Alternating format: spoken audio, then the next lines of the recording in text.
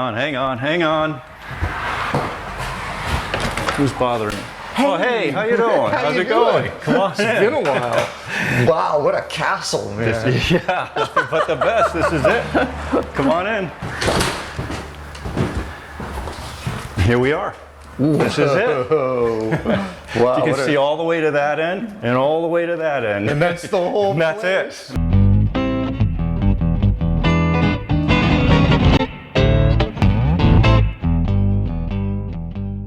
So give me a tour. Let's see every single room and show me, like, what are your plans for the remodel? Got some big plans here. I bet there are. I can feel we have it. no choice. Just walking across the floor that far, I can tell, like, whoa. Yeah, You know, you yeah. got some serious work to do here. Yeah, the floor, walls, roof, ceiling, everything. All right. Yeah, and you can smell it too. Oh, yeah. Wait till we go in the basement. Oh, far out. Okay, let's get going, man. All right. Let's start with the kitchen.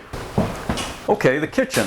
Well, here's the kitchen. It's not like you have to go very far Little with your old, tools. dated, yeah. Yeah. It's about ready to fall apart on its own almost, I think. Yeah, definitely out of plumb. Yep. Okay. Whoa, nice sink. That is the one thing that I'm keeping because I was told by a designer who knows way more than I do about this stuff that this is the focal point of not only the kitchen but this whole area since it's open to the eating area. Yeah. And so this is a focal point. I'm going to keep it. You can see it's quite old, needs a lot of work in it.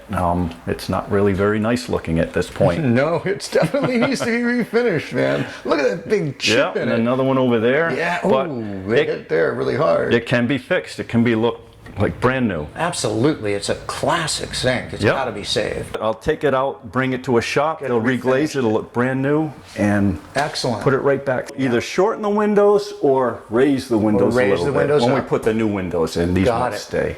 Got But it. yeah, we definitely don't want that detail. We want the sill right above there. Excellent.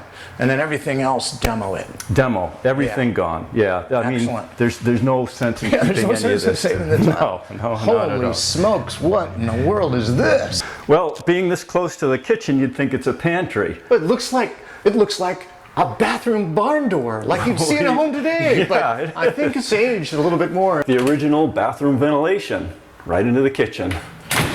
Ventilate the bathroom. Yes. Far yes. out. And the door, does it work? Oh,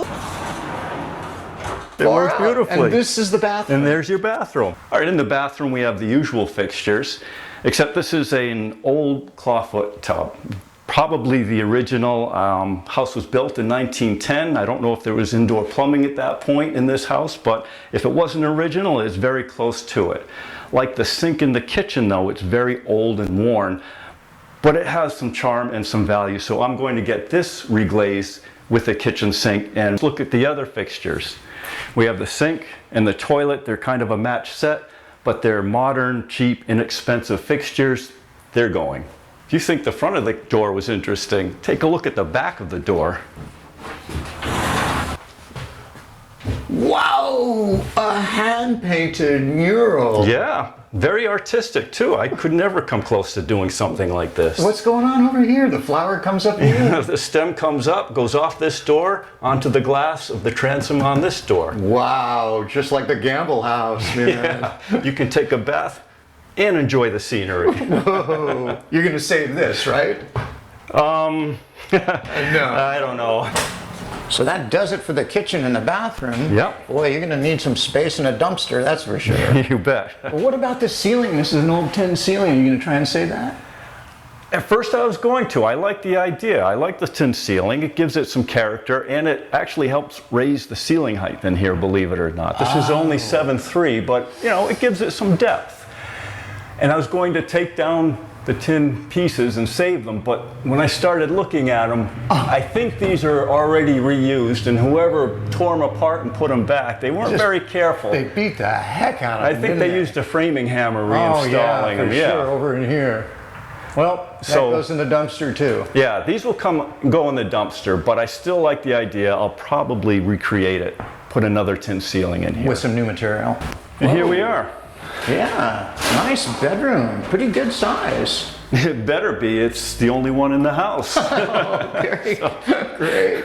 So you've been doing a little bit of forensic. Yeah, I've been going around the house, seeing what's in the walls, ceilings, basement, and you really have to see what's in here when you're going to be working on these houses, because we have to know what we're dealing with when we start replacing windows and putting in insulation and doing all of that. So I just smashed this out to see what's inside the wall, and of course, it's what I suspected.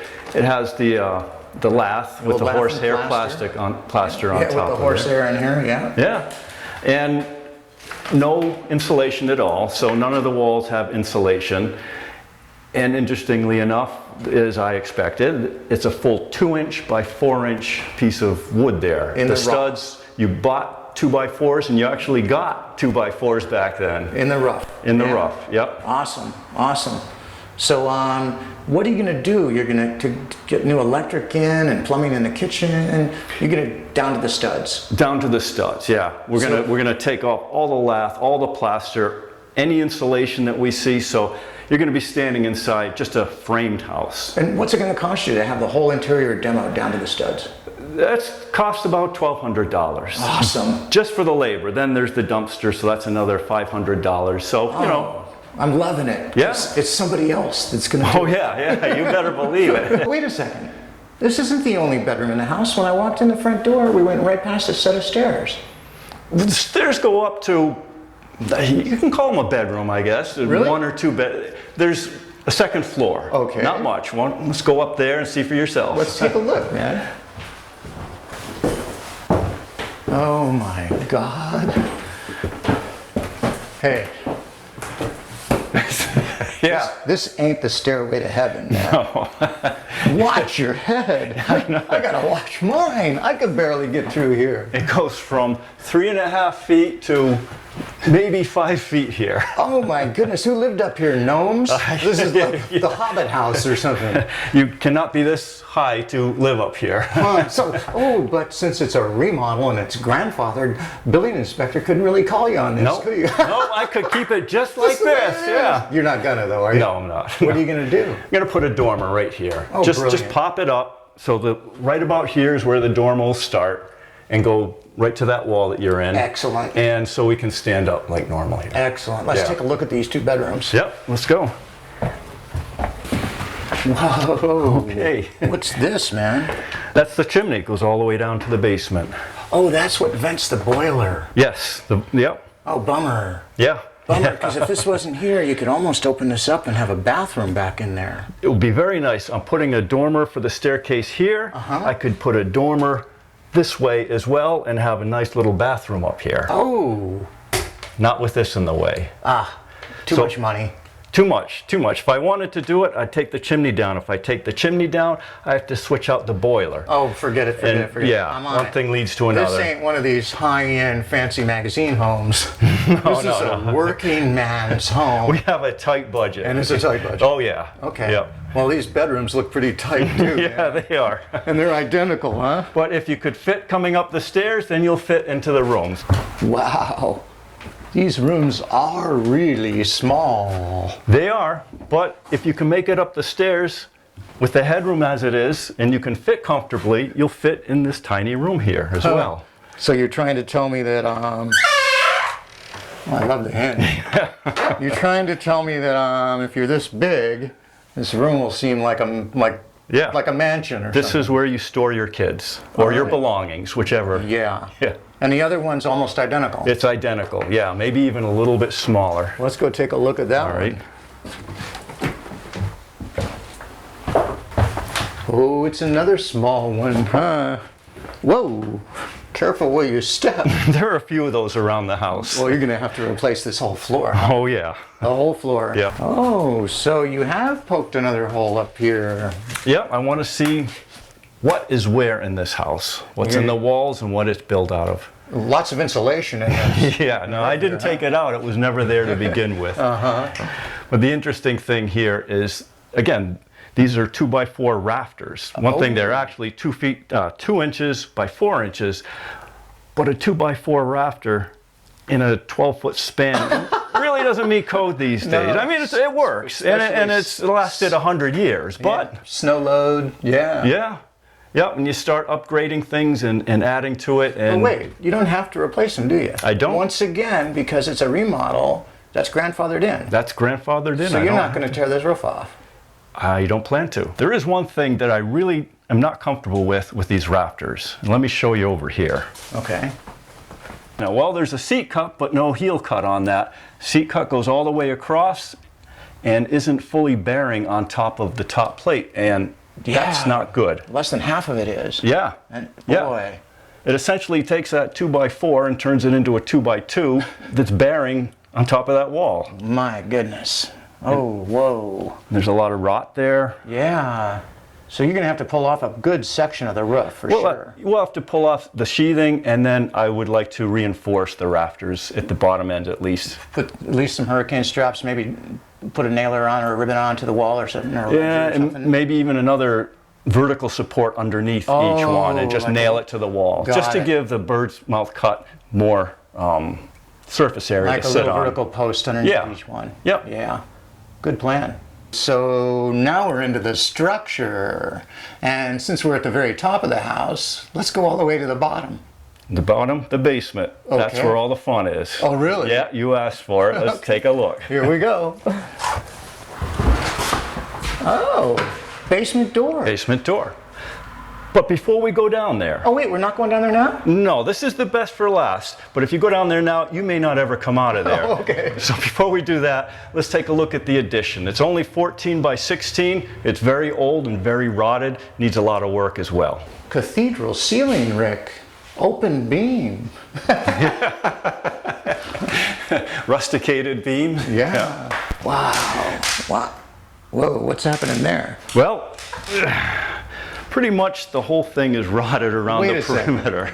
I didn't know this was one of those bounce places. Like, isn't that what you're into now? The trampoline part? This is an indoor trampoline park. And I put my weight on this, I would go all the way through. Whoa. Down about 4 inches maybe, because this is only sleepers on top of a slab, whereas the house is on top of a full foundation. Oh, how strange. Why would they do that? Why did they put sleepers? Oh, to keep the floor level throughout the house. Yes. Okay. Build the floor up, keep it level, and keep it off the ground. Awesome. Kind of. So what are you going to do back here? Just pull this all off? I'm going to pull it all off, and I guarantee most of the members under here are going to need replacing. All rotten. All rotted, yep. So if you're going to pull this off, what about these walls? Well, I'm sure the bottom ends of the studs probably also rotted too.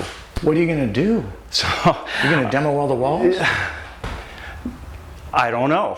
That would be, if I demoed the walls, I'd have to demo the roof as well. So we can't really do that. You'll cut the bottoms of the studs off and sister onto them and whatever. Yeah, usually that's what we do. If rot doesn't go way up, we sister onto the studs. Boy, what a mess. Now we get to go down into the basement? Now we go to the basement. All right. That's where the fun is. After you.